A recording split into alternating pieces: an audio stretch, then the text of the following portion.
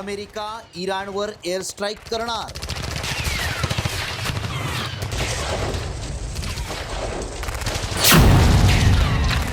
इराणच्या अवकाशात घुंगावतायत अमेरिकेची विमानं.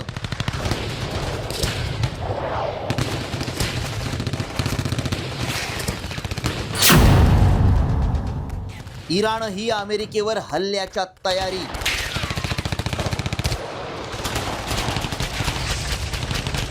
इराणच्या सीमेवर सुरू असलेल्या हालचालींवरून संपूर्ण जगाची धडधड वाढली आहे. अमेरिकेनं आपलं सर्वात शक्तिशाली नौदल आणि हवाई दल हाय अलर्टवर ठेवलंय. इराणच्या रडारलाही गुंगारा देणारी F-35 सारखी स्टील्थ विमानं आता इराणच्या आकाशात घुंगावतायत. इराणमध्ये आधीच अस्थिरता असताना अमेरिकेनं इराणची नाकेबंदी केली आहे. हे केवळ प्रेशर पॉलिटिक्स आहे की मोठ्या एअर स्ट्राईकची पूर्वतयारी?